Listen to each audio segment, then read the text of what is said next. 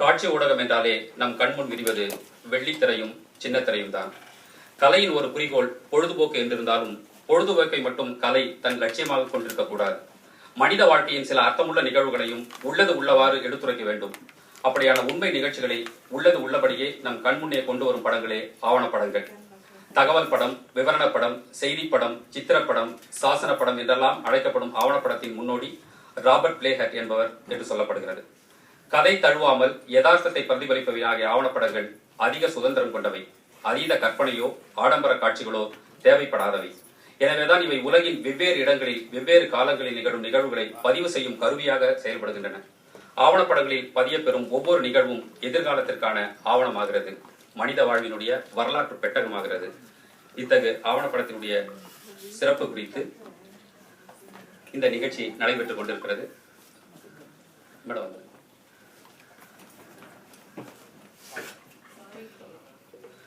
தமிழகத்தில் ஆவணப்படங்களை அறிமுகப்படுத்தியவராக ஹப்டன் என்பவரை குறிப்பிடலாம். சென்னையில் சில ஆவணப்படங்களை தயாரித்து திரையிட்டவர் இவர்தான். இவரை தொடர்ந்து ஆவணப்படங்களை எடுத்தவர் தஞ்சையில் கருப்பைய மூப்பனார். சென்னையில் விமானம் வந்திருக்கக்கூடிய காட்சியை அதையும் லண்டனில் ஜார்ஜ் மன்னரின் முடிசூட்டு விழாவற்றையும் 1911களில் படமாக்கினார். ஆவணப்படங்களை முழு தன்மையுடன் அறிந்து படம் எடுத்தவர் சென்னை ஜான் டேவிட். இவர் மகாபலிபுரத்து சிற்பங்கள், நெற்பயிர், புல், பறவை போன்றவற்றை படமாக்கினார். 1926களில் சென்னையில் எக்ஸிபிட்டர் பிலிம் சர்வீஸ் என்ற செய்திப்பட நிறுவனத்தை தொடங்கிய ரகுபதி பிரகாசா அப்போது ஜார்ஜ் கோட்டையின் கவர்னராக இருந்த கோஷன் பிரபுவின் மகள் திருமணத்தையும் 1927ல் கவுகாத்தியில் நடந்த காங்கிரஸ் மாநாட்டையும் படமாக்கினார்.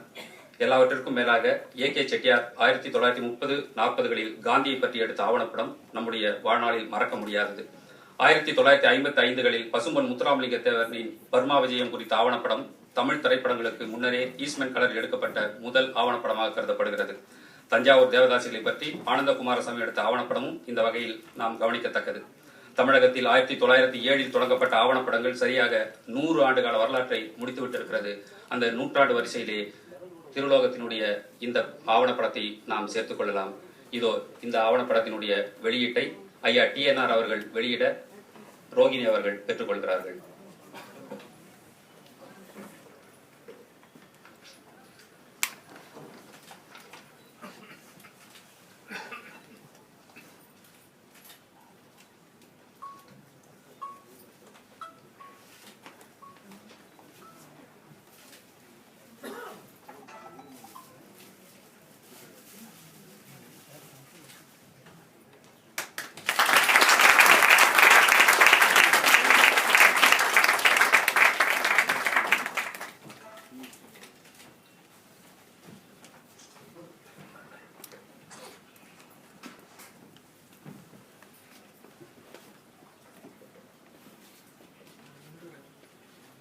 திரிலோக சீதாராமின் மாணவர் நிகழ்ச்சியின் இடையே ஒரு சிறிய மாற்றம். நடிகை ரோகிணி அவர்களுக்கு சிறப்பு செய்யப்படுகிறது.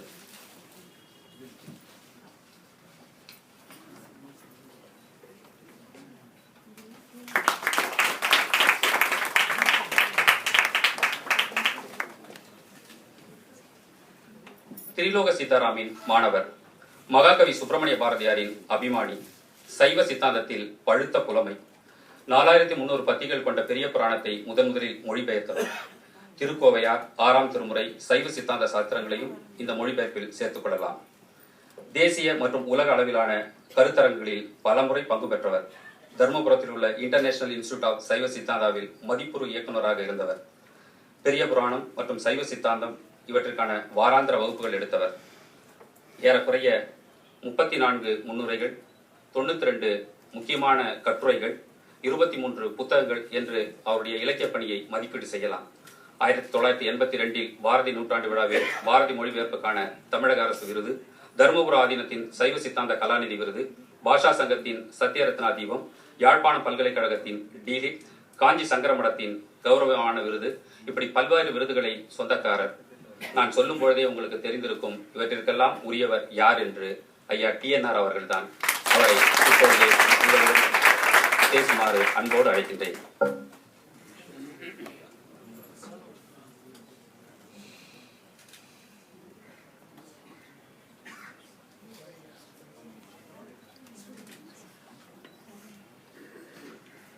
நமக்கு தொழில் கவிதை நாட்டிற்குழைத்தல் இமைப்பொழுதும் சொராதிருத்தல் உமைக்கினை மைந்தன் கடநாதன் நங்குடியை வாழ்விப்பான் சிந்தையே இம்மூன்றும் செய். கோலம் மிகுந்தொளி கூட்டி மயக்கமும் காட்டி எழும் காலம் என்றே பெருங்கற்பனைக்கு மயலாகி சால பலபல நாடகம் சார்ந்து சதாசிவமாய் ஞானத்திசை வெளியே படர்ந்து இயங்கும் உயிரினமே கூட்டி பெருக்கி கழித்து வகுத்தும் கணக்கறியா பாட்டில் படுதுறையாயின ஏதும் பகுத்தறியாது ஏட்டில் எழுதிய எல்லாம் இலக்கியமாய் போட்டு வைப்போம் இது போதும் இது நாம் புரி தவமே. விராட் சுரூபத்தை விரலில் அளந்து காட்ட படிக்கப்பட்டிருக்கின்றேன். 16 கலைகள் நிரம்பிய பூர்ணச்சந்திரன் மகாகவி பாரதி, அவருடைய ஆன்மீக புத்திரர் நம்முடைய திருலோக சீதாராம். அஞ்சா நெஞ்சன் திருலோகம் என்று பாரதிதாசன் அவரை போற்றியிருக்கிறார். திருவையாறு லோகநாத சீதாராம், திருலோக சீதாராம் முழு விவரம் தான். அதாவது இந்த பெருமகனார் 1917ஆம் ஆண்டு ஏப்ரல் மாதம் 1 தேதி தோன்றினார். அதாவது உங்களுக்கு தெரியும், ஏப்ரல் 1 சொன்னா உங்களுக்கு தெரியும், ஆல் ஃபூல்ஸ் டே. ஆல் ஃபூல்ஸ் டே இன்றைக்கு இவருடைய அவதாரம். ரகசியம் என்னவென்றால், அவருடன் போட்டிக்கு வந்த எல்லாரையும் அவர் ஃபூல்ஸாகவும் இடியட்டாகவும் மாற்றி காட்டினார். அதனால் பேரிலே நல்ல பொருத்தம் இருக்கின்றது. அவங்க குடும்பத்துக்கு ஹோதா என்ற ஒரு விருது உண்டு. ஹோதா என்றால் என்ன என்பதை சொல்லுகின்றேன். யாகத்தை நடத்தி வைப்பதற்காக அதில் தீட்சித்து கொண்டவர்கள் அவர்கள் பெயரை யாரும் கூறக்கூடாது. அந்த யாகம் முடிகிற வரைக்கும் ராமன் என்றோ கிருஷ்ணன் என்றோ கூறக்கூடாது. அவரை எஜமானன் என்றோ அத்வரி என்றோ ஹோதா என்றோ கூற வேண்டும். ஆகவே இவருடைய முன்னோர்கள் பலர் யாகங்கள் செய்திருந்ததினாலே அவர்களுக்கு ஹோதா என்ற ஒரு பட்டம் உண்டு. அதைத்தான் இவருக்கு இந்த பட்டம் இவருக்கு உண்டு. ஆனால் அதை அவர் அந்தி கொள்வதற்கே பல மாதங்கள் ஆகின. அது ஒரு பக்கம் இருக்கட்டும். என்னன்னு கேட்டா, என்னுடைய கணக்குப்படி the greatest metaphysical poet after Bharati அவர் நம்முடைய சீதாராம். தெலுங்கிலும் பாடல்களை ஏற்றிருக்கின்றார். தாய்மொழி தெலுங்கு. தமிழ் எவ்வளவு படித்தார்னா 8ஆம் வகுப்பு வரை படித்தார். அதுவும் திருவையாற்றிலே உயர்நிலைப் பள்ளியில். நானும் அதே பள்ளியில் தான் படித்தவன். அப்பொழுது சென்ட்ரல் ஹைஸ்கூல் என்று அதற்கு பெயர். அப்பொழுது திடீரென்று அவர் 40 நாள் காலமாகவே படிப்பை நிறுத்த வேண்டிய சூழ்நிலை இருந்தாலும் எப்போவோ படித்தவர். ஒருமைக்கண் தான் கற்ற கல்வி எளிமையும் ஏமா புடைத்து என்பதை நமக்கு நிறுவி காட்டியவர் தில்லோக சீதாராம். அவர் நொபேல் பரிசு பெற்ற ஜெர்மன் எஸ்ஸேயுடைய சித்தார்த்தா என்ற நாவலை மொழிபெயர்த்தவர். எஸ்ஸேயோடு அவர் ஒரு விதமான அத்வைத உறவு கொண்டவர். ஒரு நாள் மாலையிலே ஆல் இண்டியா ரேடியோவில் செய்தி வந்தது, ஹெர்மன் எஸ்ஸே காலமாகிவிட்டார் என்று. உடனே தன் மனைவியை கூப்பிட்டு என்ன சொன்னார் என்றால், கொல்லைப்புறத்திலே நான் ஸ்நானம் செய்ய வேண்டும், நீர் எடுத்து வை என்று சொன்னார்.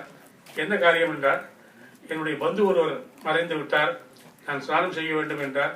நான் அப்படின்னு அந்த மணி கேட்டபோது, உனக்கு பந்து இல்லை, எனக்கு தான் பந்து என்று ஸ்நானம் செய்தார். மறுவாரமே சிவாஜி பத்திரிகையில் எழுதினார், பிரம்ம ரிஷி ஹெர்மன் எஸ்ஸே மறைந்தார் என்ற செய்தியை கேட்டேன், அவருக்காக தீட்டு காக்காவிட்டாலும் ஒரு முழுக்கு போட்டேன் என்று சொன்னார். அப்படி என்றால் உள்ளம் எவ்வளவு பெரியது என்று பார்த்துக் கொள்ளுங்கள்.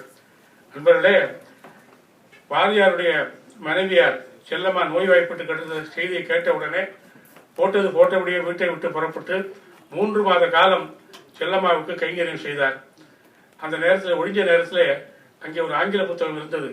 அது மனு தர்ம சாஸ்திரத்தின் ஆங்கில மொழிபெயர்ப்பு. அந்த 3 காலத்துக்குள்ள நேரம் கிடைச்ச போதுதான் அதை மொழிபெயர்த்து முடித்தே விட்டார். அதுவும் புத்தகமாக இருக்கிறது. மிக அற்புதமான மொழிபெயர்ப்பு. அப்புறம் இன்னொரு செய்தி முக்கியமாக சொல்லிவிட்டு வேற விஷயத்துக்கு போறேன். அதாவது ஹவுண்ட் ஆஃப் ஹெவன் என்ற ஒரு அருமையான கவிதை பனுவல். அவருடைய ஆசிரியர் பிரான்சிஸ் தாம்சன். அதுக்கு ஈடான ஒரு பாட்டு பார்க்க முடியாது, அவ்வளவு பெருசு. ஹவுண்ட் ஆஃப் ஹெவன் என்ற அந்த திப்பிய பாடல். பேராசிரியர் சாரநாதன், அதாவது தேசிய கல்லூரியை தோற்றுவித்தவரில் முக்கியமானவர். அவர் தில்லுவகத்தினுடைய நண்பர். ஒரு முறை அவருடன் சொன்னார், இந்த ஹவுண்ட் ஆஃப் ஹெவனை பாடமாக வைத்திருக்கிறார்கள், இதை எனக்கு மொழிபெயர்த்து தர வேண்டும் என்று கேட்டபோது எனக்கு ஆங்கிலம் வராதே என்று சொன்னபோது, அதை பற்றி ஏன் கவலைப்படுகிறாய், நான் உனக்கு சொல்லித் தருகிறேன் என்று சொல்லி தம் வீட்டுக்கு அழைத்து சென்று பாடத்தை கற்பித்து கொடுத்தார். இவர் கற்றுக்கொண்ட மறுநாளே பாடத்தை பூர்த்தி செய்தார். பூர்த்தி செய்துவிட்டு இதை பேராசிரியர் ஏற்கிறாரா இல்லையா என்று தெரிந்து கொள்ள வேண்டும் என்பதற்காக அந்த நேஷனல் காலேஜுக்கு வந்தார். அந்த நேரத்தில் ப்ரொஃபசர் சாரநாதன் வகுப்பு நடத்தி கொண்டிருந்தார். அவர் ஒரு வினோதமானவர். அடிக்கடி வகுப்புக்கு வரமாட்டார். மாலை வரை பிற்பகல் வருவார். வந்தால் மற்றவர்களெல்லாம் பாடம் நடத்த முடியாது. பிற்பகல் முழுவதும் 3 மணி நேரம் அவரே பாடம் சொல்லுவார்.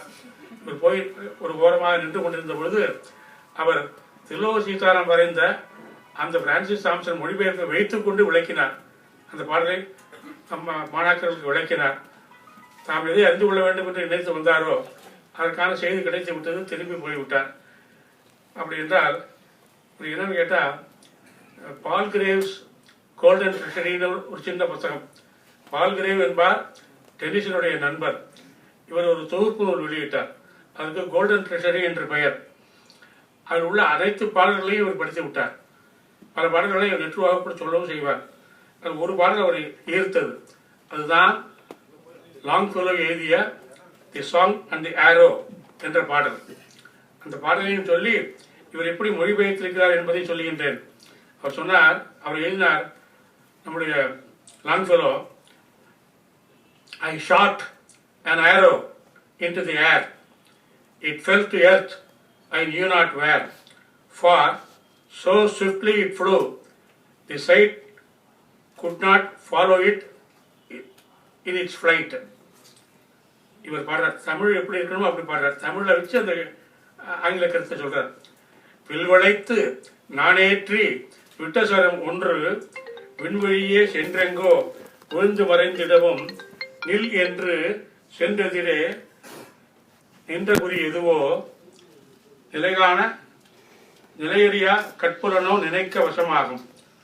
அடுத்த பத்தி, I breathed a song into the air, it fell to earth, I knew not where. For who has sight so keen and strong that it can follow the flight of song. அடுத்தாப்பு தான் முக்கியம். என்ன சொல்றார், long after,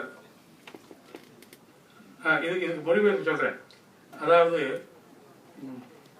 அன்றொரு நாள் என் நெஞ்சில் ஆர்த்தெழுந்த கவிதை ஆகாய வீதியில் அலைபரவும் காலை நின்றெதிரே தேக்கியதோர் நெஞ்சது என்று அறியேன் நிலைகாண செலுமதனை நிறுத்தி உடன் செலவோ. Long afterward, in an oak, I found the arrow still unbroke, and the song from beginning to end, I found again in the heart of a friend.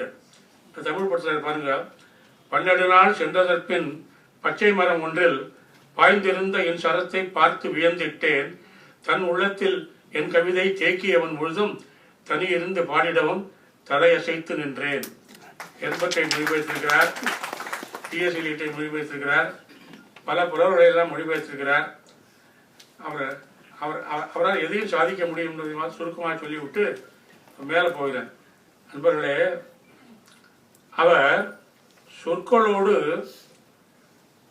பெரிய உறவு கொண்டிருந்தார். சொற்கள், மொழி எல்லாவற்றையும் எப்படி அணுக வேண்டும் என்பதை கற்றறிந்திருந்தார். அவர் என்ன செஞ்சார், மொழி என்பது மனிதன் பெற்ற வரங்களில் தலை சிறந்தது. நமக்கு முன்னே இங்கு வாழ வந்துற்ற கோடா கோடி மக்கள் அவற்றை உச்சரித்திருக்கின்றார்கள். அவருடைய ஆசாபாசங்கள், வெற்றி வீழ்ச்சிகள் எல்லாம், இன்ப துன்பங்கள் எல்லாம் சொற்களை சுற்றி மனோசக்திகளாக படர்ந்து வடிவங்களாக படிந்து அவற்றிற்கு கனமும் அழுத்தமும் ஆட்டமும் ஆக்கமும் ஊட்டி இருக்கின்றன. சொல்லும் பொருளும் எப்படி இருக்கு சொல்றார் அவர். சொல்லும் பொருளும் ஒன்றில் ஒன்று கலந்தும் ஒன்றில் ஒன்று புதைந்தும் ஒன்றை ஒன்று கவிந்தும் இரண்டர பின்னி கிடக்கும். ஆகவே சொல் பொருளை உமிழும், பொருள் சொல்லை விளைக்கும். சொல்லிவிட்டு சொல்றார், சொல்லையும் பொருளையும் இயந்த பாட்டையும் காரணமாக கொண்டு கவிதை வடிவெடுக்கும் என்றாலும் இவையே கவிதை ஆகா. அவர் என்ன சொல்றாருன்னு கேட்டா, முக்கிய வேகமாக போராட்டம் நேரமே இல்லை. நண்பர்களே, சொல்வார், சொற்களுக்கும் நம்மை போல் அகப்புற வாழ்வுகள் உண்டு என்று தேர வேண்டும். நாம் கலந்தோறும் குதப்புகின்ற சொற்களிலே அவற்றின் புற வாழ்வு மட்டும் தெரியும். ஆனால் ஆழ்ந்த கவிதை சுமந்து வருகின்ற அந்த சொற்களிலே அவற்றின் அகவாழ்வு மலரும். ரொம்ப முக்கியமான கருத்து. என்ன சொல்றாருன்னா, சொற்களின் மர்மங்களை உணர்ந்த கவிஞர் தான் சொற்களால் சுட்டிக்காட்ட முடியாத இன்பங்களை சுட்டிக்காட்ட சொற்களுக்கு கட்டளையிட வல்லவர்கள். அத்தகைய ஆற்றல்களின் ஆணையை சிறமையில் தாங்கி தாளம் தவறாமல் சொற்கள் ஆடி வருகின்ற நடனமே கவிதை என்று சொல்லிவிட்டு, கவிதையும் கடவுளும் சொற்கள் தாமே. ஆனால் எப்படி அதை புரிந்து கொள்கின்றோம்? சொல்லுகின்றார், சொல்லின் திறம் ஓய்ந்த மௌன திருக்காட்சி கடவுள். கவனியுங்கள், சொல்லின் திறம் ஓய்ந்த மௌன திருக்காட்சி கடவுள், மாற்றம் மனங்கழிய நின்ற மறையோன். திருவாசகம். அப்ப கவிதைனா சொல்லின் சுகமெல்லாம் முதிர்ந்து வளர்ந்து தேன் பிடிக்கக்கூடிய ஒன்று. சொல்லின் சுகமெல்லாம் உருகுத்து கண்ணில் கசி வந்த தித்திப்பே கவிதை. ஆக இந்த தித்திப்பை அந்த தித்திப்பில் குழைத்து பாடலை பாடினால் அது கடவுளை பற்றிய பாடலாக ஆகும் என்றெல்லாம் சொல்லுவார். இந்த பெரியவர் ஒரே நிலையிலும் ஊறி தொலைத்தவர். ஒரு சமயம் பேராசிரியர் ஆர் சீனிவாசராகவன், தூத்துக்குடி பேராசிரியர், எங்கள் வீட்டுக்கு வருவதாக அறிவித்திருந்தார். ஆகவே நண்பர்களை எல்லாம் ஒன்று திரட்டினேன். 2 மணிக்கு வரேன்னு சொன்னார். எல்லாரும் வந்து விட்டார்கள். 4 மணி வரைக்கும் யாருமே வரல. உடனே நாங்கள் என்ன பண்ணோம்னு கேட்டால், திருலோகத்தை எப்படி உசிப்பி விட வேண்டும் என்பதை நான் அறிந்தவன். அப்படி நான் அவருடன் நெருங்கி பழகியிருக்கின்றேன். அப்போது சொன்னார், நான் சொன்னேன், ஷேக்ஸ்பியர் மற்ற புலவர்களை பற்றி சொல்ல போகிறோம், இதெல்லாம் தமிழில் மொழிபெயர்க்கவே முடியாது என்று. என்ன சவால் விடுகிறீர்களான்னு கேட்டார். அப்படித்தான் வைத்துக் கொள்ளுங்களேன் என்றேன். உடனே அவருக்கு கோபத்தோடு சொன்னார், என் தமிழுக்கு மசியாத கருத்து இந்த உலகத்திலே கிடையாது. என்ன ஒரு ஆளுமை! என்னுடைய தமிழுக்கு மசியாத கருத்து இந்த உலகத்திலே இல்லை. நான் சொன்னேன், நாங்கள் கேட்போம், கேட்ட உடனே நீங்கள் மொழிபெயர்க்க வேண்டும். சரி, செய்கிறேன். வேணா பெருசு எடுத்து வச்சுக்கோ. பிரியமா என்னை கூப்பிட்டார், பக்கத்தில் உட்காந்து வச்சார், சொல்லுனார். நான் உடனே மேக்பத்லேருந்து ஒரு இதை சொன்னேன். Earth has bubbles as water has and these are of them. இது பேங்கோ மேக்பத் வரும்போது அந்த மாயினி கூட்டங்கள் மறித்து பேசுகின்ற பேச்சு. Earth has bubbles and இது வந்து போய்விட்டாங்க. மேக்பத் நில்லுங்கிறான், அந்த மாயினிகள் போய்விட்டார்கள். அப்போ வந்து பேங்கோ சொல்லுவான், Earth has bubbles as water has and these are of them. உடனே சொன்னார் திருலோகம், நீரில் குமிழி நேர்வது போல் நிலத்தில் வெடித்த மொக்குழி வைனார். உடனே அடுத்த நிமிஷம். அதுக்கப்புறம் அதாவது நம்ம திருலோகத்துக்கும் ஜெயகாந்தனுக்கும் ஒரு பெருமை என்னன்னா, பாரதியார் பாடுற அனைத்தையும் அவர்கள் அறிவார்கள், அது அற்புதமாக எடுத்து சொல்லுவார்கள். இவருக்கு பாரதியார் தான் எப்போதும் ஞாபகம் இருக்கும். அந்த பாரதியார் சொற்களை கொண்டு கூட அவர் பயன்படுத்தி பல காரியங்கள் செய்திருக்கிறார். என் நண்பர் ஜெயராமன் வழக்கறிஞர் இப்போது இல்லை. அவர் சொல்லுவார், நான் சாரநாதன் படித்திருக்கிறேன். அவர் இந்த பகுதியை இப்படித்தான் சொல்லுவார், at all the waters of the rough rude sea can watch the bomb of an anointed king அப்படிம்பார். அதாவது மன்னனுக்கு உரிமை கொடுப்பதற்காக அது ஞானஸ்நானம் பண்ணி விடுவார்கள். அப்போ அதை வந்து அப்படி பண்ணதை யாரும் ஒன்றுக்கும் உதவாமல் செய்ய முடியாது. at all the waters of the rough rude sea can watch the bomb of an anointed king அப்படின்னார். இவர் உடனே என்ன சொன்னார்னா, மன்னன் என யான் பெற்ற மங்கள நீர் ஆட்டை மறிகடல்கள் 7 எனினும் மாற்றுவதற்கில்லைனார். நினைச்சு பார்க்கணும். மன்னன் என யான், உடனே அந்த இடத்துலயே யான் பெற்ற மங்கள நீராட்டை மறிகடல்கள் 7 எனினும் மாற்றுவதற்கில்லைனார். உடனே அடுத்தாப்புல என்ன பண்ணார்னா, நாடார் எப்போதுமே கொஞ்சம் இந்த சிங்கார ரசத்தை பற்றி வியந்து பேசக்கூடியவர். ஆகவே ஆண்டனி அண்ட் கிளியோபாட்ராலேருந்து ஒரு பகுதியை சொன்னார். ஏஜ் கேனாட் விதகர் ஆர் கஸ்டம் ஸ்டேல் ஆர் இன்ஃபினிட் வெரைட்டின்னு. அப்படியான்னு சொன்னோடனே இவர் என்ன பண்ணார், உடனே காலம் அவள் எழில் காய்வதில்லை, கண்ணி இளநலம் கைப்பதில்லைன்னார். ஒரு நாடகர் சொன்னார், இந்த இன்ஃபினிட்டுங்கிறது வரலையேன்னார். எனக்கு சொல்ல தெரியாதோ, காலம் அவள் எழில் காய்வதில்லை, 1000 சுவை அவை அழுப்பதில்லை. இது ரொம்ப நல்லா இருக்கேன்னா நல்லா இருக்கும், ஆனா இது தமிழ்ல தனி கொடுங்க தனி கொடுங்க.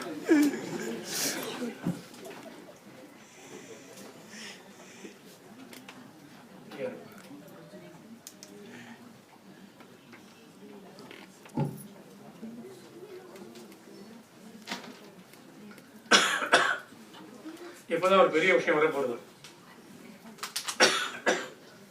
என்னன்னு கேட்டா, மார்லோல இருந்து ஒரு பேசேஜ் கொடுத்தார் இன்னொரு நண்பர்.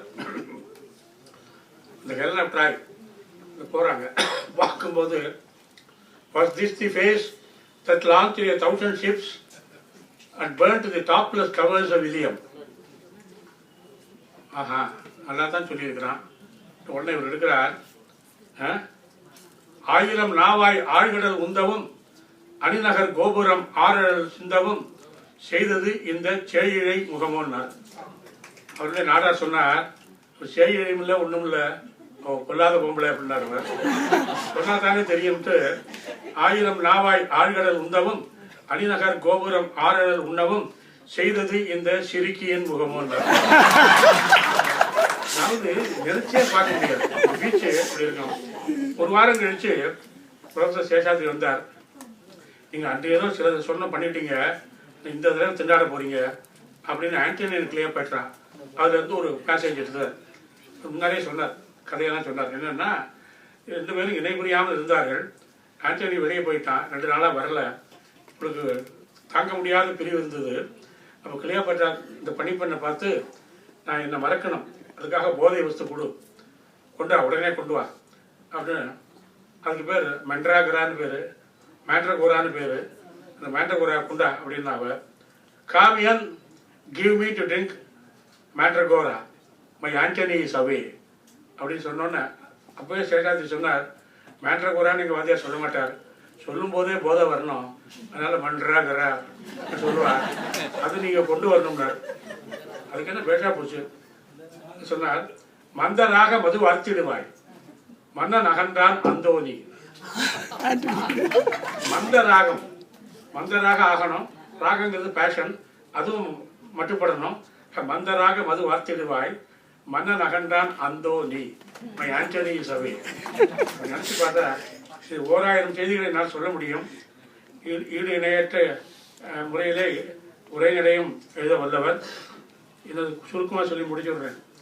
கொஞ்சம் முன்னால் ஆரம்பிச்சிருந்தா கொஞ்சம் சொல்ல முடியும், பரவாயில்லை, ஏதோ இது வரைக்குமா பேச முடிஞ்சது.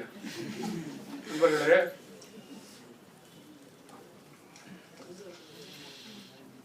பாரதியை நாம் பொதுவாக என்ன நினைப்போம், எல்லோரும் பாரதியை புரிந்து கொள்ள முடியும்னு. நான் 10 ஆண்டுகள் பேசினேன், பாரதி எனக்கு புரியவில்லை என்று. புரிந்தவர்கள் இருந்தால் முன்வரிசையிலிருந்து உட்காருங்கள், சில கேள்விகளை கேட்கிறேன், நீங்கள் விடை கூற முயலுங்கள்னு சொல்லுவேன். அதை பற்றிலாம் சொல்ல நேரம் இல்லை. இவர் எப்படி இருந்தார் கேட்டீங்கன்னா, நம்முடைய பெரியவர் செல்வ சீதாராம் என் மீது எல்லையற்ற பரிவு கொண்டவர். அதை நினைச்சா மேலே பேச முடியாதனால என்ன சொல்லியிருக்கார், பல முறை சொல்லியிருக்கார், எல்லோரும் அறிய சொல்லியிருக்கிறார். அந்த பாக்கியத்துக்கு நான் உரியனாக இந்த வரை இருந்து வருகிறேன். சுருக்கமாக முடிக்கிறேன். உண்மையில் இவர் ஒரு சித்த சாகரம். இந்த சாகரத்திலே அவர் நல்வினைகள் பல்கி பெருகின. மேலும் அங்கு தத்துகின்ற திரையும் சுழிகளும் தூக்கி எட்டிடும் காற்றும் உள் ஓட்டமும் சுத்தமான பகுதியும் வெண்பனி சூழ்ந்த பாகமும் சுட்ட வெந்நீரும் அன்னப்பிறவும் பல பல உள. நம்முடைய திருலோகத்தினுடைய மந்திர சொற்கள் எல்லாம் மந்திர சொற்களாக கொழிக்கின்றன என்பதை விளக்கி சொல்ல நேரமில்லை. இவர் சொல் தீர்க்கடைந்து எழுந்ததன் சொல்வார். வேறு சொல்வார், அச்சொற்களின் சிறப்பை சாற்றவல்ல சொற்களே பரவெளியில் மட்டுமே உள்ள மண்ணில் ஒரு வார்த்தை கூட கிடக்கவில்லை என்றுதான் நான் ஒப்புக்கொள்ள வேண்டும். இவரை போற்றுவதே எம்மனோர் செய்ய வேண்டிய திருலோக வழிபாடு என்றே சொல்லுவேன். அன்பர்களே, இந்த திருக்கூட்டம் வல்க வேண்டும். அதாவது இவ்வளவு பெரிய ஆவணப்படம் எடுத்திருக்கிறார்களே, அதற்கு காரணமாக இருந்தவரை நான் மனமாற போற்றுகிறேன். விளையாட்டு இல்லை, திருலோகம் பற்றி நாம் கற்றது கைமண் அளவு, கல்லாதது உலகளவு. அது நிச்சயமாக சொல்வேன். 40,000 கோயிலில் சொல்லுவேன். அந்த குரலை இங்கே புடமிட்டு காட்டியிருக்கிறார்கள். நாமும் திருவள்ளுவர் ஆளுகைகளை தோய்ந்து தன்னை மறந்த லைனில் திளைப்போமாக. இது முக்கியமாக இந்த ஆவணப்படத்துக்கு ஆக்குவதற்கு வழி செய்த திருலோகமணி அவர்களையும் நம்முடைய ரவி சுப்ரமணியன் அவர்களையும் போற்றி மனமாற வாழ்த்துகிறேன். ஓம் தத் சத்.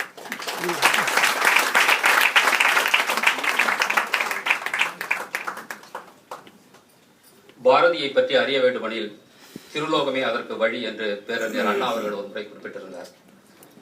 இதை இப்படியும் சொல்லலாம், திருலோகத்தை பற்றி அறிய வேண்டுமெனில் அதற்கு TNRA கதி என்று.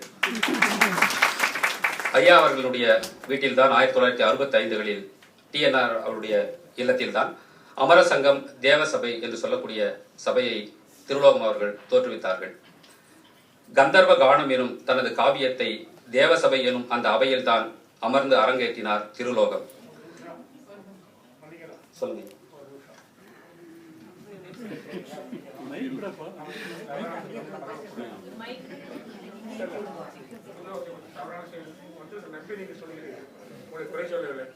என்னவென்று கேட்டால், தேவசபை என்பதை தோற்றுவித்தார். அது ஆண்டு கூட்டத்திற்கு தேவசபை என்று பெயர். 2 மாதத்துக்கு ஒரு முறை கூடுவோம். அதற்கு அமர சங்கம்னு பேர். தேவசபை என்பது முதல் கூட்டம் எங்கள் வீட்டிலே தான் நடந்தது, திருநெல்வேலியில். அது ஒரு சிலரே வந்திருந்தனர். கொஞ்சம் கொஞ்சம் கூட்டம் அதிகரித்தது. இந்த வாலி என்கின்ற கவிஞர் அந்த பக்கமே வந்ததில்லை. ஆனால் ஒரு இடத்துல எழுதியிருக்கிறாராம், திருலோக சீதாராம் தம்முடைய தேவசபையிலே கந்தர்வ கானத்தை நிறைவேற்றினார். நான் காது வங்கியிலே அவற்றை தேக்கி வைத்துக் கொண்டேன். இது அப்பட்ட பொழுது, இப்படியெல்லாம் தவறான பொழுது பரவக்கூடாது. மடிந்தாலும் பொய் கூறேன் என்றார் பாரதி. அந்த பாரதியின் ஆன்மீக புத்தர் திருலோகம். அதனால் தவறான செய்தியை அவர் அறிந்து சொல்ல மாட்டார், நம்பி சொல்லுகிறார். இருந்தாலும் எச்சரிக்கையாக இருக்க வேண்டும் என்பதை ஐயா அவர்களுடைய திருத்தமான செய்திக்கு நன்றி. நான் சொல்ல வந்தது, தேவசபையிலும் அமர சங்கத்திலுமாக இருந்து அதனுடைய ஒரு பிரதிநிதியாக ஐயா அவர்கள் இங்கு இருக்கும் பொழுது நாம் எல்லோருமே இந்த இடத்திலே அமர சபையிலும் தேவ சங்கத்திலுமே இருந்த பங்கு பெற்றவர்களாக ஆவோம் என்று சொல்வார்கள். அந்த சங்கத்திலே இருந்தவர்களுக்கு முன்னால் திரு என்று அடைமொழி போடுவதை போல அமிர்த என்றும் போடுவதாக நான் படித்து வந்தேன். அப்படி இருக்கும்போது இந்த தேவ சபையிலே ஐயாவினுடைய பேச்சை நாம் மனமாற கேட்டு இன்றிலிருந்து நமக்கு முன்னால் எல்லோரும் அமிர்த என்று அழைத்துக் கொள்ளலாம் என்று நான் இந்த நேரத்தில் சொல்லிக் கொள்கிறேன்.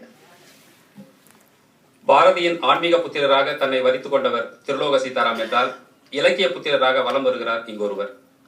பாரதியை விமர்சித்து எழுதப்பட்ட கேள்விகளுக்கு பதில் சொல்லும் முகத்தான் வெளிவந்த இவரது தம்பி நான் யாது செய்வேனடா என்னும் நூல் பாரதியலுக்கு ஒரு சிறந்த பங்களிப்பு. கவிதை காதலரான இவர் மாரிக்கால இரவுகளிலும் கவி புனைவார், மலையாள தேசத்து மிளகு கொடிகளையும் மொழிபெயர்ப்பார். இவரது கவிதை வனத்திலிருந்து வெளிவந்த கவிஞர்கள் பலர் பல திசைகளில் சிறகடித்துக் கொண்டிருக்கிறார்கள் என்பதுதான் நிதர்சனமான உண்மை. இலக்கியம், ஓவியம், சிற்பம், நாட்டுப்புறவியல் இத்தகைய அனைத்து துறைகளிலும் தன்னுடைய முத்திரையை பதித்து வருகிறார் பேராசிரியர் பாரதிபுத்திரன் அவர்கள். அவரை அன்போடு மேடை கிடைக்கின்றோம்.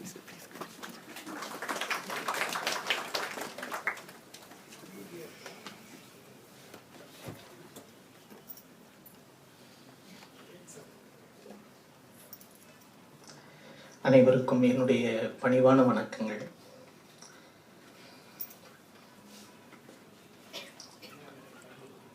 ஒருவேளை இந்த ஆவணப்படத்தை பார்க்காமல் இருந்திருந்தால் இங்கே பேசியிருக்கலாம் என்று தோன்றுகிறது. ஏறக்குறைய 25 நாட்களுக்கு முன்பு ரவி அவர்கள் இந்த ஆவணப்படத்தை என்னிடம் கையளித்த பின்னர் பலமுறை பார்த்து விட்டேன். இன்றும் கூட பார்த்தேன். என்ன பேசுவது என்பது குழம்பி போயிற்று. அதற்கு காரணம், இந்த மிஸ்டீரியஸ் என்கின்ற ஒரு ஆங்கில சொல்லுக்கு தமிழில் நாம் பல வகையான மொழிபெயர்ப்புகளை வைத்திருக்கிறோம். ஒருவேளை இந்த வாழ்க்கையினுடைய புதிர் என்று நாம் எடுத்துக்கொள்ளலாம். இந்த இடத்திற்காக இந்த வாழ்க்கை என்றால் என்ன என்கின்ற ஒரு விசாரணை, இந்த வாழ்க்கையை மனிதர்கள் எதிர்கொள்ளுகின்ற முறைகள், எத்தனை கோடி மனிதர்கள் உண்டோ அத்தனை கோடி முறைகளும் உண்டு.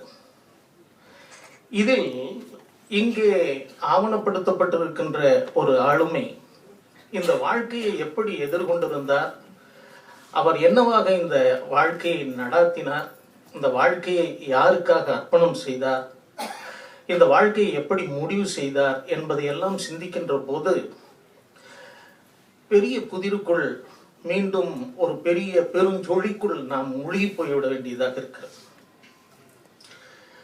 தமிழில் ஒரு கருத்துவம் உண்டு. இந்த உலகம் இருக்கிறது, இந்த உலகம் யாரால் இருக்கிறது என்கின்ற ஒரு கேள்வி. இதை புறநானூற்று காலத்து ஒரு அரசன் கடவுள் மாய்ந்த இளம்பெரு எழுதி கேட்டார். இந்த உலகம் இருக்கிறது, இந்த உலகம் யாரால் இருக்கிறது என்றால், உண்டால் அம்மை உலகம். இந்த உலகம் இருக்கிறது யாரால் இருக்கிறது என்றால், தமக்கென முயலா நோன்றாள் பிறர்க்கென முயலுனர் உண்மையானே. தனக்காக முயலுகின்றவர்களே இருக்கின்ற இந்த உலகத்தில் பிறருக்காகவும் முயலுகின்றவர்கள் இருக்கின்ற காரணத்தினால் இந்த உலகம் இருக்கிறது. தமிழ் தருகின்ற வாழ்க்கை பார்வை இதன். இந்த பார்வையை வைத்துக் கொண்டுதான் நாம் இந்த ஆளுமைகளை பார்க்கின்ற போது, இந்த திருலோக சீதாராம் என்கின்ற ஒரு ஆளுமை யார், இவரை ஆவணப்படுத்தி இன்று நம்மை எல்லாம் ஒருங்கிணைத்து இந்த படத்தை நமக்கு வழங்குகின்ற இந்த ரவி சுப்பிரமணியம் யார் என்கின்ற கேள்வி பெரிய வினாவாக நின்று கொண்டிருக்கிறது. படிப்பது, சிந்திப்பது, படைப்பது, எல்லா தளங்களிலும் அதனை பரப்புவது என்கின்ற ஒன்றை தவிர வேறு எதனையும் எதிர்பார்க்காமல் ஒரு வாழ்க்கையை யாரால் நடத்த முடியும்? எதை செய்தாலும் நமக்கு அடிப்படையில் வாழ்க்கையை நடத்துவதற்கான பொருளாவது தேவைப்படுகிறது. அதையும் கூட எதிர்பார்க்காமல் செயல்படுகின்ற ஒரு மனித ஆளுமைகளை நாம் எப்படி விளங்கிக் கொள்வது? பாரதி இங்கே தலை நிற்கிறார். திருலோக சீதாராம் அவர்களுக்கு ஒரு லட்சியமாக, ஒரு இலக்காக, ஒரு குறிக்கோளாக இருந்த ஒரு மாபெரும் ஒரு ஆளுமை பாரதி. பாரதியினுடைய வறுமை நமக்கு அவனுடைய பாடல்களில் இல்லை, அவனுடைய கட்டுரைகளில் இல்லை, அவனுடைய ஒரு சித்தக்கடல் என்கின்ற ஒரு டைரி குறிப்பில் இருக்கிறது. அந்த டைரி குறிப்பு பாரதியினுடைய வாழ்க்கையில் மிக முக்கியமான ஒரு ஆவணம், நாம் அனைவரும் தெரிந்திருக்க வேண்டிய ஒரு ஆவணமும் கூட. அந்த டைரி குறிப்பில் பாரதி நாட்குறிப்பில் எழுதுகின்ற போது எழுதுகிறான், காலையில் எழும்போதே பணம் என்ற ஞாபகம். இந்த ஒரு வரியை நினைத்து பார்க்க வேண்டும். காலையில் எழும்போதே பணம் என்ற ஒரு ஞாபகம். பால்காரனுக்கு பொய் வாயுதா, வீட்டு வாடகைக்கு பொய் வாயுதா, பொய் வாயுதா, பொய் வாயுதா, பொய் வாயுதா, இன்னும் எத்தனை நாளைக்கு இந்த வாழ்க்கை? இப்படியே எழுதி கொண்டு வந்துவிட்டு பாரதி எழுதுகிறான், பராசக்தி, இந்த உப்புக்கும் புளிக்கும் என்னை நீ அலைகழித்துக் கொண்டிருந்தால் நான் உன்னை பாடுவதை விட்டுவிட்டு நாத்திகனாக போய்விடுவேன். பாரதி ஒரு கடிதம் எழுதி இருக்கிறான் பரளிசு நெல்லையப்பருக்கு. மிக உன்னதமான ஒரு இலக்கியம் அந்த இலக்கியம். எனது அருமை தம்பியாகிய பரளிசு நெல்லையப்பருக்கு என்று ஆரம்பித்து தன்னுடைய அத்தனை அபிலாசைகளையும் ஆத்திரங்களையும் அதில் கொட்டி தீர்த்திருக்கிறார். தம்பி, தமிழ்நாடு வாழ்க என்று எழுது, தமிழ்நாட்டில் நோய்கள் தீர்க என்று எழுது, தமிழ்நாட்டில் தமிழ் பள்ளிக்கூடங்கள் மளிகை என்று எழுது. இப்படி எல்லாம் எழுதி கொண்டு வருகிறான். பெண் விடுதலையை பற்றி எழுதுகிறான், மொழியை பற்றி எழுதுகிறான்.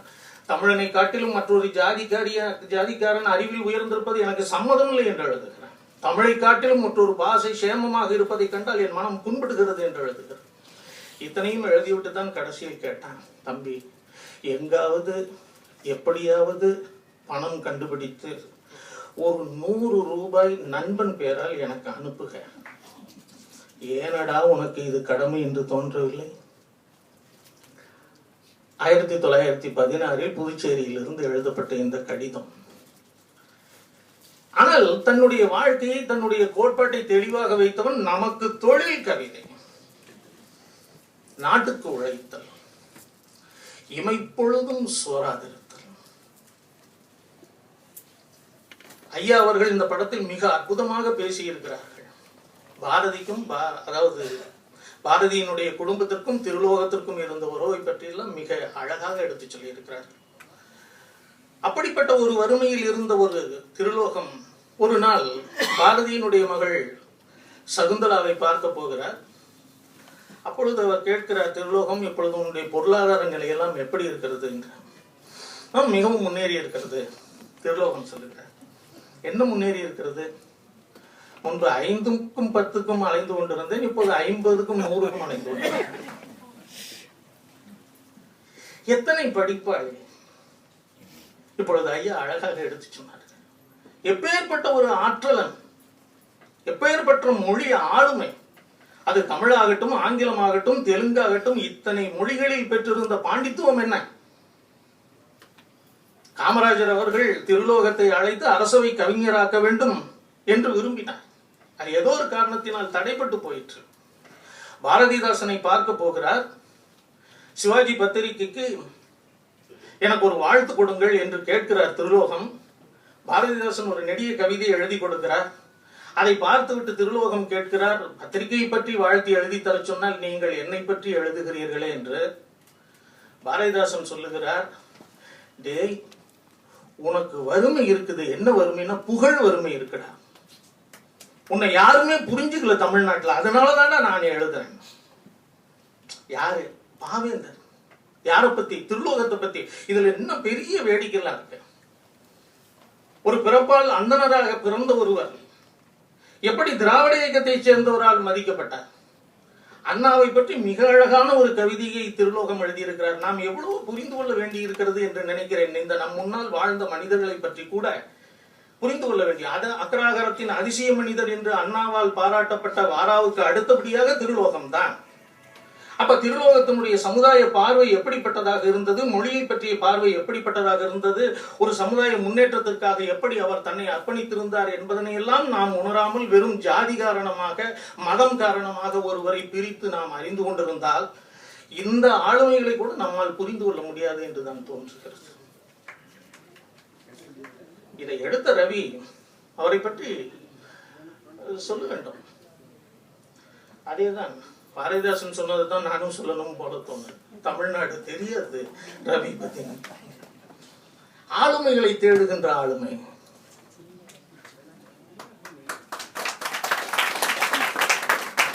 ரவியினுடைய வாழ்க்கையை பற்றி அருகிலிருந்து மிக அண்மை காலமாக இருந்தாலும் கூட நான் நுட்பமாக புரிந்து கொண்டிருக்கிறேன் என்று நம்புகிறேன். ரவி தன்னுடைய வாழ்க்கையை ஒவ்வொரு கவிதையிலும் பதிவு செய்தவர். தன்னுடைய குடும்ப வாழ்க்கையை பற்றி, தன்னுடைய தாய் தந்தையர் உறவுகளாகிய குடும்ப வாழ்க்கையை பற்றி அவர் ஒரு உருவகத்தில் சொன்னார், இது பறவைகளற்ற மரம் போல இருக்கிறது என்னுடைய குடும்பம் என்று எழுதினார். ரவிக்கு ரொம்ப பிடித்தது விரல்கள். நீங்க இந்த படத்துல கூட பார்க்கலாம், எல்லாத்து விரல்களையும் பதிவு பண்ணிடணும் ரவிக்கு. அவருடைய டாக்குமெண்ட்ல பெரிய ஒரு மெட்டாபர்னு சொல்லணும். அப்படி ஆதரவுக்காக, அன்புக்காக தேடி அலைந்து இந்த குடும்பமே பால் வழியாக தோன்றுகின்ற போது பரிதவிக்கின்ற ஒரு நெஞ்சத்தினுடைய குரல் தான் ரவியினுடைய கவிதைகள். நான் இறுதியாக அந்த முகத்தில் அந்த கைகளை எடுத்து வைத்த போது ஈரமாகி விறுவிறுப்போடு இற்று விழுந்தன என்னுடைய தந்தையின் கரங்கள். என்னை பரிவோடு தடவி விடுகின்ற கரிச்சான் குஞ்சுவினுடைய விரல்கள். ஒரு கவிதையில் எழுதி சொல்லுகிறார், என் விரல்களை இறுகி பற்றி கொண்டுகிற கலாபிரியாவினுடைய விரல்கள். எப்படி இருக்கிறீர்கள் என்று தேடி வந்து கண்களை விரலில் வைத்திருக்கின்ற ஞானியினுடைய கரங்கள். தன்னுடைய தாயை நினைவு கூர்ந்து அவர் ஒரு கவிதை தொகுதியினுடைய தலைப்பை இப்படி வைத்தார், சீம்பாலில் அருந்திய நஞ்சு. நாம் இலக்கியவாதிகள், கலைஞர்கள். ஆகவே இந்த தாய் உறவு, தந்தை உறவு எல்லாம் நமக்கு பெரும் மேதமையானது, புனைவு சார்ந்தது. ஆனால் யதார்த்தம் எப்படியெல்லாமோ இருக்கிறது. ரவியினுடைய யதார்த்தம் வேறு வகையாக இருந்தது. ஆகவேதான் இந்த அன்பை தேடுகின்ற ஒரு பாதையில், ஒரு பயணத்தில் அவர் இந்த இலக்கிய ஆளுமைகளையே தன்னுடைய இரத்த உறவாக வரைந்து கொண்டவர். ரவி ஒரு நூல் எழுதியிருக்கிறார், தருணங்கள், ஆளுமைகள் தருணங்கள் என்று ஒரு நூல் எழுதியிருக்கிறார். கரிச்சான் குஞ்சுவை பற்றி, வெங்கட்ராமை பற்றி, அபியை பற்றி. இந்த கும்பகோணத்துக்காரர் வேற.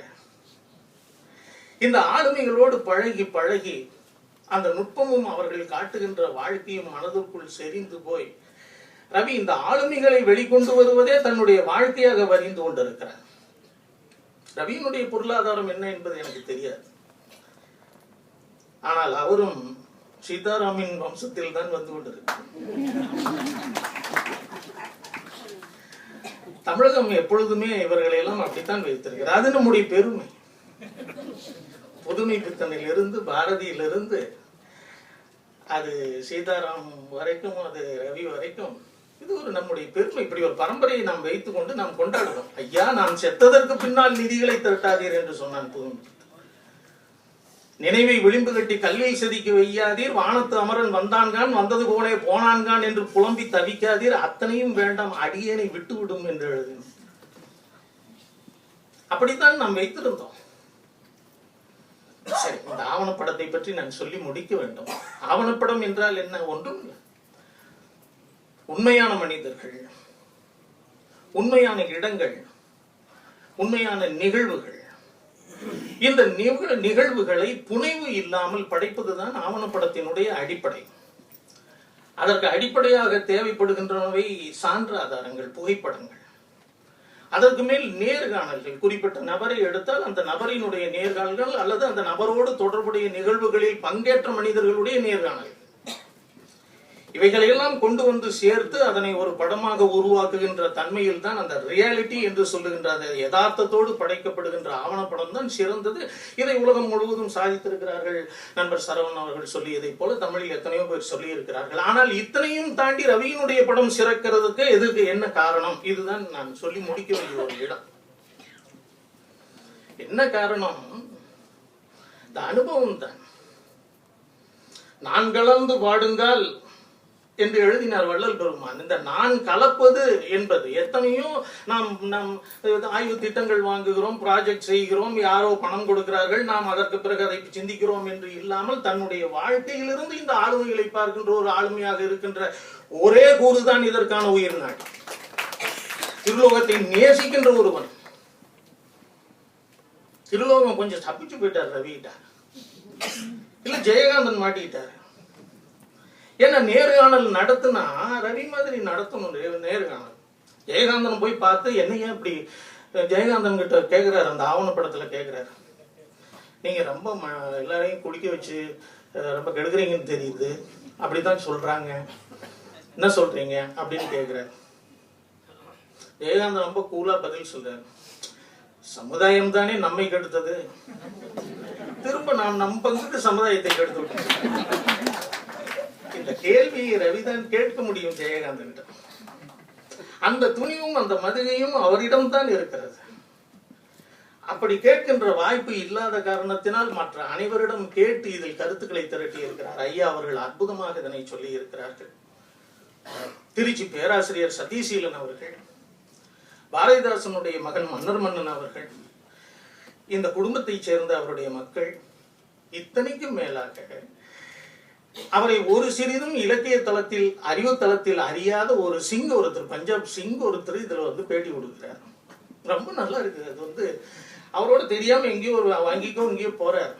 போயிட்டு திரும்பி வந்து, ஐயோ இவருகிட்டயா இவ்வளவு நாள் பழகிட்டு இருந்தா எல்லாரும் கடவுள்னு காலில் விழுவுறானே. அவர் தமிழ்ல பேசுறார், தடுமாறி ரொம்ப அழகா தமிழ்ல அதை சொல்றார். இப்படி அந்த ஆளுமைகளை எல்லாம் சந்தித்து திரட்டிய தகவல்கள், எத்தனை அரிய புகைப்படங்கள் நீங்கள் பார்க்க போகிறீர்கள்.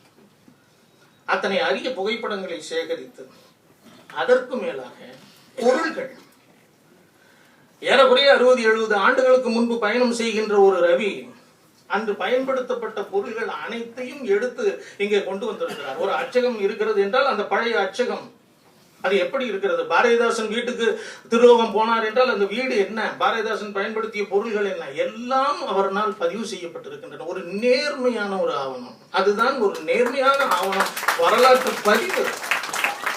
இது ஒரு வரலாற்று பதிவு. திருலோகம் மட்டுமல்ல, திருலோகத்தை சேர்ந்த எத்தனையோ பேருடைய வரலாற்று பதிவு இது. அப்படி ஒன்றை அவர் உருவாக்கி கொடுத்திருக்கிறார். கவிக்கு மற்றவர்களுக்கு இல்லாத ஒரு பண்பு என்று நான் கருதுவது என்னவென்றால், கவிக்கு 2000 ஆண்டு கால தமிழ் மரபு தெரியும், நவீனமும் தெரியும். இந்த 2 தளத்திலும் இயங்குகின்ற ஆளுமைகள் மிக குறைவு நம்மிடம். இதை ஒப்புக்கொள்ள வேண்டும். இப்பொழுது கூட அண்மையில் செம்மொழி நிறுவனத்திற்காக 3 குறுந்தொகை பாடல்களை மிக அற்புதமாக மெட்டமைத்து, அதுவும் பாலை பாடல்கள், அந்த உருக்கத்தோடு அவர் இசையமைத்து கொடுத்திருக்கிறார். மிக அருமையாக இருக்கிறது. அதே போல புது கவிதையும் அவர் இசையமைக்கிறார். அதற்கு காரணம் இந்த பரப்புக்குள் ஊடாடுகின்ற ஒரு வல்லமை அவரிடம் இருக்கிறது. அவருக்கு இன்றைய இசை தெரிவது போல கர்நாடக இசையும் மிக நன்கு தெரியும். அதனால் தான் எல்லா இடங்களிலும் அவரால் பாடவும் முடிகிறது. இத்தனைக்கு மேலாக காட்சி ஊடகம், நான் 2 செய்தியை சொல்ல வேண்டும். ஒரு காட்சி ஊடகத்தை நாம் பின்னணி குரல் மூலமாக எல்லாவற்றையும் சொல்லிவிட்டால் அதை விட ஒரு வரட்டுத்தனம் எதுவும் இருக்க முடியாது. இது காட்சி ஊடகம் தான், வரலாற்று நிகழ்வுகள் தான். அதையும் அவர் எப்படி ஒரு கலாபூர்வமான ஒரு படைப்பாக்கமாக மாற்றுகிறார் என்பதுதான் அவருடைய திறமை. பாரதிதாசனுடைய ஒரு பாடல், மேஜை விளக்கேற்றி என்கின்ற ஒரு பாடல். இந்த பாடலை என்ன செய்வது? மருது அவர்களினுடைய அற்புதமான ஓவியத்தை வைத்துக் கொண்டு இதனை அழகாக காட்சி ரூபமாக காட்டியிருக்கிறார். ஒன்றுமில்லை, திருலோகம் அவர்கள் ஒரு ஆசிரியரிடம் இளம் வயதில் பள்ளியில் படிக்கின்றார். அவர் பார்வையற்ற ஒருவர். இதை எப்படி, இந்த நிகழ்ச்சியை எப்படி சொல்லுவது? பார்வையற்ற ஒருவர் நடப்பது போல, பின்னால் ஒரு சிறுவன் செல்லுவதை போல உருவத்தையே காட்டாமல் அந்த கால்கள் தள்ளாடி தள்ளாடி நடக்கின்ற அந்த பார்வையற்றவருடைய தன்மையை அந்த அசைவிலேயே காட்டியிருக்கிறார். அதற்கு மேலாக அதை கருப்பு வெள்ளையில் காட்டி அது ஒரு பழைய கால நிகழ்வு என்பதையும் சுட்டி சொல்கிறார். ஆக எப்படி காட்சிப்படுத்துவது? என்றோ ஒரு பாடல் எழுதினேன் என்கின்ற புகழ்வாய்ந்த பாடலை எழுதுவதை போல காட்சி என்றால், திருலோகம் உட்கார்ந்து அந்த ஜன்னல் அருகில் இருந்து எழுதுகின்ற அந்த சின்ன சாய்வு மேஜையில் இருந்து அத்தனையும் அப்படியே தத்ரூபமான காட்சிகள். இதற்கு மேலாக இதற்கு இருக்கின்ற பின்னணி இசை, பின்னணி குரலாக அவர் ஏற்ற இறக்கத்தோடு துணியோடு சொல்லுகின்ற விஷயங்கள். நண்பர்களே, இந்த நேரம் கருதி நான் ஒரே ஒரு தொடக்க புள்ளியோடு இதை கொண்டு வந்து சேர்த்து முடித்து விட வேண்டும். 2 நிகழ்ச்சிகளை சொல்லி இருக்கிறார் ஐயா அவர்கள். கடைசியில் திருலோகம் அவர்கள் திருச்சியில் இருந்தபோது ஒரு நாள் அவரை பார்க்க சென்றிருக்கிறார். தன்னுடைய அலுவலகத்தில் இருந்த திருலோகம் அவர்கள், பணியாளர் என்று நினைக்கிறேன், அலுவலகத்தில் இருந்த ஒருவரை அழைத்து, என்னை பார்ப்பதற்கு டிஎன்ஆர் வந்து கொண்டிருக்கிறார், போய் அழைத்து வா என்று சொல்லியிருக்கிறார். இந்த கோப்பெருஞ்சோழம் பிசிராந்தையார் கதையில் வருது பாருங்க. பிசிராந்தையார் வருவார்னாரு கோப்பெருஞ்சோழன். எங்க பாண்டி நாட்டிலிருந்து வர்றாரு நண்பர், பார்த்ததே இல்லை 2 பேரும். அந்த அலுவலர் வெளியே வந்து இவர் ஐயாவை வந்து கூட்டிட்டு போறாரு. ஐயா வாங்க, நீங்க வருவீங்க, நீங்க உங்களை அழைச்சிட்டு வர சொன்னாருன்னு. நான் வர்றது அவருக்கு தெரியாதே, எப்படி சொன்னார் தெரியல. இந்த பின்னி இருக்கிற பின்னல் இதை பத்தி நிறைய சொல்லணும். ஒரு வரலாறுங்கிறது என்னமோ அவர் பிறந்தாரு வளர்ந்தாருன்னு பின்னல் இந்த கதை. நீங்க தொடக்கத்துல எங்கேயோ தொடங்கி அவருடைய பணிகளை பற்றி எல்லாம் பேசிவிட்டு அதற்கு பிறகு அவர் பிறந்த வீடுங்கிறதுல காட்டி ஆரம்பிச்சு அவருடைய கதையை இதுல சொல்லி முடிக்கிறாரு. சொல்லி முடிக்கும் போது இந்த கணக்கு எழுதுவதில் ரொம்ப தேர்ச்சி பெற்றவர் அவர். எல்லா கணக்கையும் நேர்பட எழுதக்கூடிய, கடைசி நாள் கடைசி நொடி தன்னுடைய கணக்கு ஏட்டில் அதனை எழுதிவிட்டு கடைசியில் ஒரு கோடிட்டு, என்னுடைய கணக்கு இதோடு தீர்ந்தது என்று சொல்லிவிட்டு கீழே சாய்ந்து விடுகிறார். திரும்ப இதை சொல்லிவிட்டு அதற்கு மேல் பேச முடியாமல் முகத்தை கைகளால் மூடிக்கொண்டு குமுறுகிறார் ஐயா அவர்கள். நீங்கள் காண வேண்டும் இந்த காட்சி.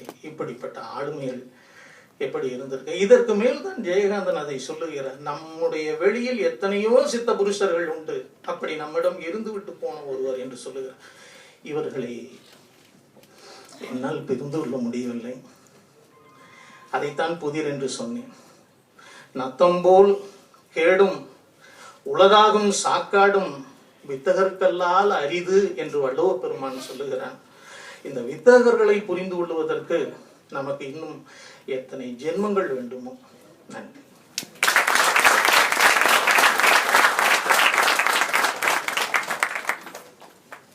பாரதியினுடைய இலக்கிய புத்திரன் என்று தொடக்கத்திலே பாரதி புத்திரன் அவர்களை நான் குறிப்பிட்டதற்கான காரணம் என்னவென்று உங்களுக்கு புரிந்திருக்கும்.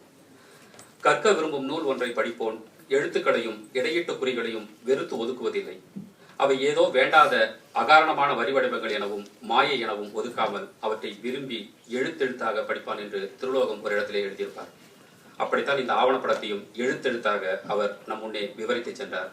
அவருக்கு நம்முடைய நன்றி. நிகழ்ச்சியினுடைய இறுதி கட்டத்திற்கு ஏறக்குறைய வந்திருக்கிறோம்.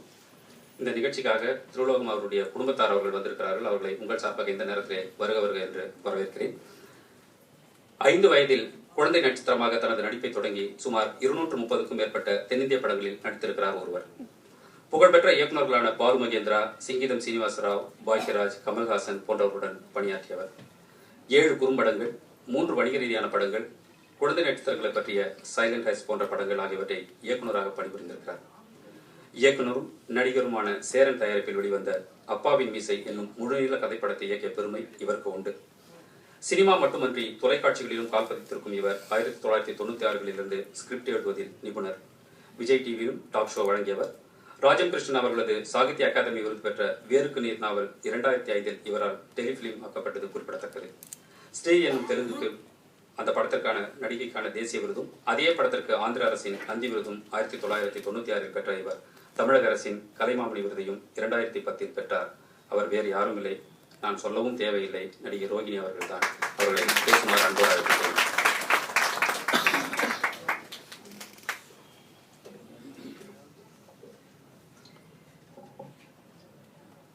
எல்லோருக்கும் வணக்கம். முதலாவதாக தாமதமாக வந்ததற்காக மன்னிப்பு கேட்டுக்கொள்கிறேன். இன்று என்னுடைய ஓட்டுநர் வரவில்லை, அதனால ஒரு சின்ன கன்ஃபியூஷன். நாரதகான சபா வர்றதுக்கு அப்படியெல்லாம் போய் சுத்திட்டு அந்த மாதிரி.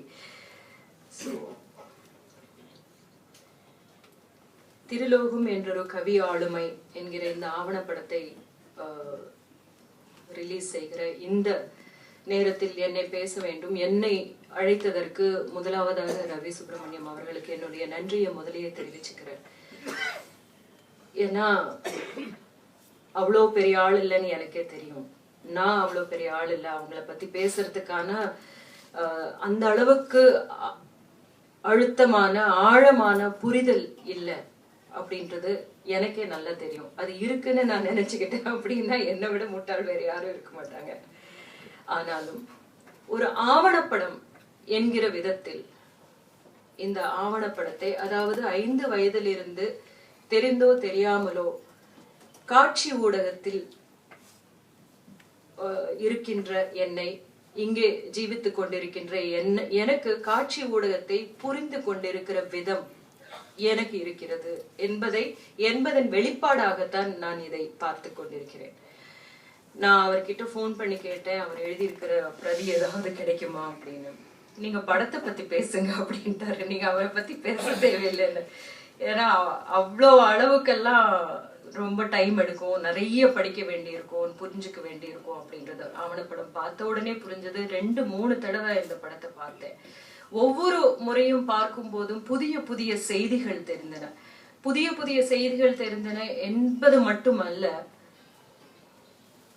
எவ்வளோ உண்மையாக இந்த மொழியையும் தனக்கு பிடித்த இந்த கவிதையாக இருக்கட்டும், கட்டுரைகளாக இருக்கட்டும், கவிஞர்களை போற்றும் விதமாக இருக்கட்டும், அல்லது ஒரு சிறு பத்திரிகை நடத்துவதாக இருக்கட்டும், எவ்வளவு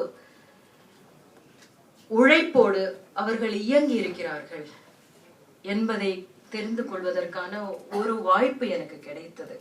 நாமளும் நிறைய வேலை பண்ணிக்கிட்டு தான் இருக்கோம். ஆனா அதற்கு எல்லா வேலைகளுக்கும் அதுக்கு தகுந்த ஒரு அர்த்தத்துடன், அதனுடைய செழுமையுடன் நாம செய்கிறோமா என்றால், எத்தனை நம்ம செஞ்சிருக்கிற எத்தனை வேலைகளை எடுத்துக்காட்டாக சொல்கிறார்கள் என்பதில் தான் நாம் எவ்வளவு பதிய வைத்திருக்கிறோம், அல்லது நாம் செய்திருக்கிற பதிவு எத்தனை பேரை எந்த அளவுக்கு சென்றடைந்திருக்கிறது என்ற பொழுதுதான் நாம் எந்த வேலை எந்த அளவுக்கு அழுத்தத்துடன் ஆத்மார்த்தமாக செய்திருக்கிறோம் என்பது புரியும். இவர்கள் செய்திருக்கிற வேலை ஒவ்வொன்றும் ஆத்மார்த்தமாக இருந்தது என்றது படிக்கிற போது அதை கற்றுக்கொள்வதற்கான ஒரு பாடமாக நான் இதை எடுத்துக்கொண்டேன். ரொம்ப ஆச்சரியமா நான் சொல்லணும்னு நினைச்சது டிஎன்ஆர் அவர்கள் வேற விதத்துல குறிப்பிட்டாரு. ஒவ்வொரு சொல்லும் அது படைக்கப்படும் போதே தனக்கான பலனை தேடி அலைகிறது என்கிறது என்னுடைய புரிதல். ஒரு கவிஞனின் சொல்லாக இருந்தால் அது வாசித்தவர்களின் மனதின் புன்முறுவலாகவோ விழியோரத்தின் சிறு கண்ணீர் துளியாகவோ கொழுந்து விட்டெறிய வீசப்படும் தீப்பொறியாகவோ ஆகிறது. ஒரு பாடகனிடம் அந்த சொல் சென்றடையும் போது அது தாலாட்டாகவோ ஒப்பாரியாகவோ காதலாகவோ வீரமாக செவிகளையும் இழுத்துச் செல்கிறது. அதே சொல் ஒரு நடிகரிடமோ இல்ல நடிகையிடமோ போகும்போது அது ஒரு கூத்தாக, நெஞ்சை பீத்து பார்க்கும் ஓலமாக, கருணையின் தாலோலமாக பல பரிமாணங்களை அந்த சொல் தொடுகிறது. ஒரு நாடக கர்த்தாவின் கையில் அது விளையாட்டு பந்தாக, மழைத்துளியின் குளுமையாக, பசித்தவனின் கனலாக மாறுகிறது. ஆனால் பல யுகங்களை தாண்டி ஜீவித்திருக்கும் ஒவ்வொருவருக்கும் நம்பிக்கையின் நாதமாக மீண்டும் மீண்டும் புதியதாக உதிக்கும் சூரியனை போல வெளிச்சம் தந்து கொண்டே இருப்பது என்றால் அது 6வது பூதமான பாரதியின் சொற்கள் தான். ஐம்பூதங்கள் என்று நாம் சொல்கிறோம், ஆனால் அவர் நமக்கு 6வது பூதமாக அவருடைய சொற்களை தந்துவிட்டு போயிருக்கிறார் என்பது என்னுடைய அசைக்க முடியாத ஒரு நம்பிக்கை. தளர்ந்து போகும் போதெல்லாம் பாரதியை எடுத்து படித்திருக்கிறேன். படிக்கும் எத்தனையோ பேரை நான் அறிந்திருக்கிறேன். ஒவ்வொரு சொல்லிலும் அவருடைய வறுமை சொல்லும் போது என்னால கட்டுப்படுத்தவே முடியல. எனக்கு அந்த அளவுக்கு தெரியாது. அவ்வளோ பெரிய ஒரு கடிதத்தை எழுதிட்டு கடைசியில ஒரு 100 ரூபாய் அனுப்பு அப்படின்னு சொன்னதெல்லாம் ஏத்துக்கொள்ளவே முடியாத ஒரு காரியமாக இருக்கு. இப்படியெல்லாம் இருந்திருக்காரா பாரதி அப்படின்றது இல்ல. ஆனா அவர் எழுதியிருக்கிற ஒவ்வொரு சொல்லும் இத்தனை யுகங்களை கடந்து, இத்தனை காலங்கள் கடந்து ஒவ்வொருவருக்கும் நம்பிக்கையான ஒரு வாழ்க்கை வெளிச்சத்தை மட்டுமே தான் காண்பிக்கிறது. அவர் மேல நிறைய பேர் விமர்சனம் வைக்கிறாங்க. நல்லது, அவர் அப்படியே ஒரு வெளிச்சமான ஒரு உலகத்தை மட்டுமே தான் காண்பிக்கிறார் அப்படின்னு. அது அவர் அது மட்டும்தான் பார்த்திருக்காரு. அவருக்கு வறுமை வேணும்னா பணம் தேவை அப்படின்ற இடத்துல அவர் இருந்திருக்கலாம். டிஎன்ஆர் அவர்கள் சொன்னார்,